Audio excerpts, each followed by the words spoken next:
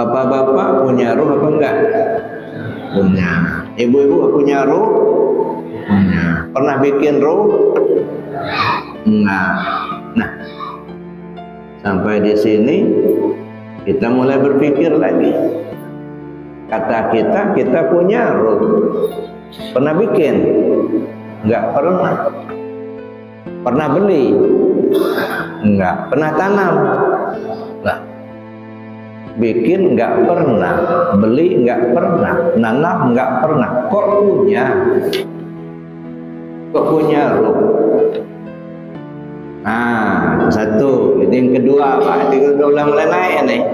Kalau tadi jasad, nah sekarang mulai ke ruh. Kata bapak punya ruh, kata ibu punya ruh. Ya, pernah bikin? Enggak pernah.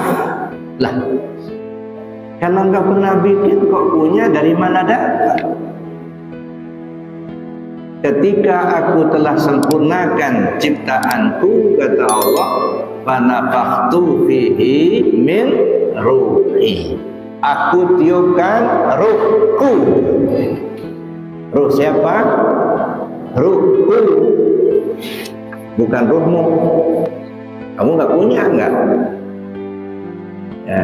Aku tiupkan ruhku, kata Allah. Kalau begitu ruhnya siapa? Punya Allah. Ruhullah.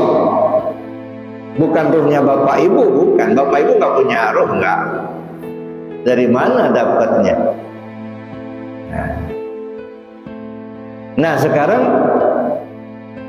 kita lihat bahwa yang hidup itu ruh, yang melihat itu ruh, yang ngomong itu ruh, yang berjalan itu ruh. Ketika kita belum memahami kata kita ruh kita, maka kita mengatakan saya kuasa, saya melihat, saya mendengar. Kenapa? Karena kita belum memahami itu. Setelah kita memahami, ternyata ruh ini yang punya kuasa, bukan jasad. Naik lagi ke atas, ternyata ruh itu bukan punya kita pula. Punya siapa? Punya Allah. Nah, kalau begitu yang hidup itu siapa? Allah. Yang mendengar itu Allah. Yang melihat itu Allah. Nah, yang berjalan itu Allah. Nah, hilanglah akunya yang kuasa, aku yang enggak ada lagi. Kenapa? Karena ternyata akunya jasad tidak punya kemampuan. Yang punya kemampuan ruh kita. Akunya ruh, ternyata ruh itu pun dijadikan oleh Allah. Kalau begitu, yang hidup itu hayat Allah, yang melihat itu basar Allah, yang mendengar itu sama Allah, yang kuasa itu kodrat Allah. Nah, sekarang bisa tidak Bapak Ibu merasakan itu? Ya, rasakan bahwa memang kita ini nggak ada, kata. Kita merasa ada, kenapa? Karena kita belum tahu siapa yang ada. Maka kita merasa ada. Setelah kita tahu siapa sebenarnya yang ada, maka kita merasakan ketiadaan diri kita. Ketika kita sudah merasa tiada, maka yang ada itulah Allah.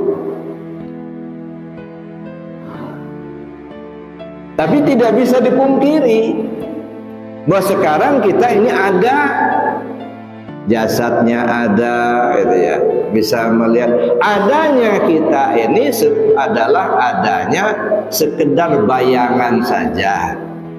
Yang namanya bayangan itu sama dengan tidak ada. Kenapa? Karena yang bayangan itu sangat tergantung dengan pemilik bayangan. Kalau pemilik bayangannya berpindah, maka bayangan ikut berpindah. Maka sebenarnya adanya bayangan dianggap tidak ada. Jangan sampai kita terhambat oleh bayangan.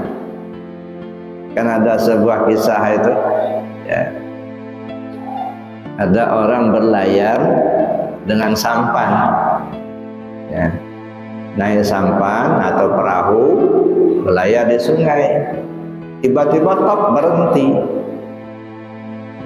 Lalu orang tanya, kenapa sih Pak berhenti? Oh, nggak bisa lewat. Ada kayu besar di dalam air itu. Berhenti dia. Jadi orang yang bertanya tadi ngasih tahu, Pak, yang kamu lihat kayu besar di dalam air itu hanya bayangan kayu yang di atas. Sebenarnya kayu itu yang aslinya itu yang di atas, yang di darat. Kalau yang di air itu hanya bayangan. Bapak terus saja, jangan terhambat dengan bayangan. Nah, banyak manusia terhambat dengan bayangan. Kita mengatakan kita ini ada, kenapa? Karena kita belum tahu siapa yang ada. Setelah kita tahu bahwa siapa yang ada, maka kita akan tahu bahwa diri kita tiada. Maka inilah yang dikatakan, kata Allah dalam hadis qudsinya, kalau kamu ada, maka aku tiada. Kalau kamu tiada, akulah yang ada. Tapi ketika kita memahami ada dan tiada ini, ya, ini juga sangat hati-hati Bapak Ibu. Ya. Mudas tetap mudas, qadim tetap qadim. Mudas tidak akan pernah jadi qadim, qadim tidak akan pernah jadi mudas. Nah, di sini sering orang tergelincir. Ya. Seolah-olah kalau sudah paham kaji sudah nggak perlu lagi sholat. Ngapain sholat katanya? Masa Tuhan sholat? Nah, ini bahaya yang begini. Ya. Bapak Ibu, kita kembalikan kepada hadis qudsi. Ana kanzan makhfiya fa khalaqtul asya' liya'rifuni. Saya perbendaharaan yang tersembunyi.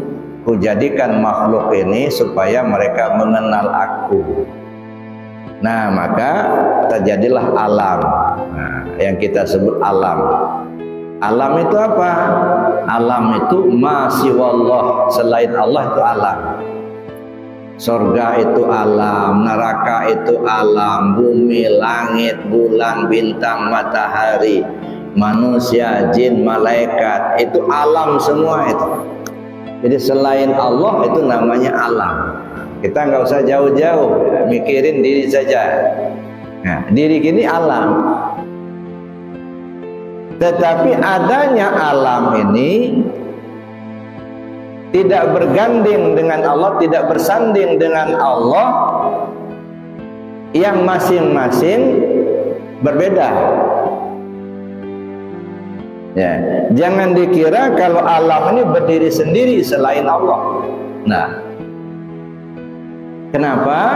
Karena alam ini tidak bisa berdiri sendiri tanpa adanya Allah. Kalau saya ibaratkan, ibarat matahari, Pak, ya. Yang kita lihat sinar matahari. Tapi setelah kita melihat sinar matahari, maka tahulah kita dengan mataharinya. Bukan matahari yang meliputi alam, tetapi sinar matahari. Sinar matahari itu matahari bukan? Sinar matahari itu matahari apa bukan? Bukan. Tapi sinar matahari kira-kira berpisah enggak dengan mataharinya? Enggak. Ya.